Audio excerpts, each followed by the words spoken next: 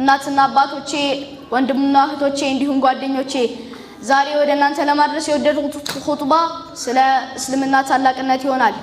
ይህ እምነት አላህ ለኛ የሰጠን ትልቁ ኒዕማ ነው። አላህ ዘንድ ሌላ እምነት ተቀባይነት የማይገኝለት ይህ እምነት ብቻ ተቀባይነት የሚገኝለት እምነት ይህ የእስልምና እምነት ነው። ስለዚህም ይህችን እምነት አጥብቆ ያዘ ሰው በእርግጥም ነፃ ወጣ፣ ከሷም ያፈነገጠ ሰው ከሰረ። ለዚህም ሲባል ነብዩ መሐመድ ሰለላሁ ዐለይሂ ወሰለም እንዲህ ይላሉ ተረክቱ ፊኩም ማ ኢን ተመሰክቱም ቢሂ ለን ተضሉ ከኔ በኋላ ለእናንተ ሁለት ነገሮችን ትቼላችሁ ሄጃለሁ፣ አጥብቃችሁ ከያዛችሁት የማትጠሙበት ኪታብ አላህ ወሱነቲህ የአላህ መጽሐፍ ቁርአንና የኔ ሱና። ውድ እናትና አባቶቼ እህትና ወንድሞቼ እንዲሁም ጓደኞቼ እስልምና ብርሃን ነው። ቁርአንን መቅራት ብርሃን ነው። ሰላትን መስገድ ብርሃን ነው። ስለዚህም ከራሴ ጀምሮ እናንተንም የብርሃን ባለቤቶች እንድትሆኑ እመክራለሁ።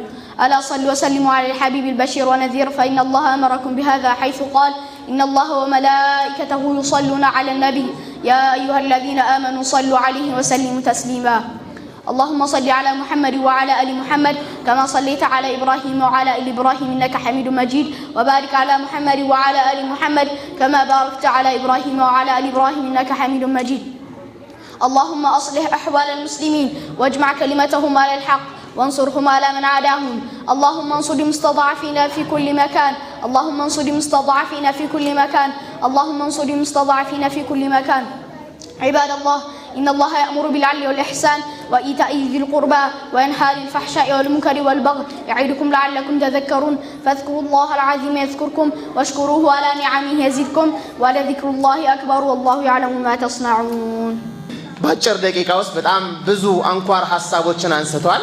በተለይ እስላምን አጥብቀን መያዝ እንዳለብንና እስላም ብርሃን እንደሆነ ከእስላም ውጭ ያሉ መንገዶች ጥመት እንደሆኑ ብቸኛውና ተቀባይነት አላህ ዘንድ ያለው እምነት እስላም መሆኑን በደንብ አድርጎ ገልጾልናል ማለት ነው ኸጢባችን። አላህ ሱብሓነሁ ወተዓላ ከምንጠብቀውና ከምናስበው በላይ ትልቅ ደረጃ ደርሶ አይናችንን በኢስላም እነዚህ ጮራዎች አላህ እንዲያረጋልን አላህን እንማጸናለን ማለት ነው ኢንሻአላህ።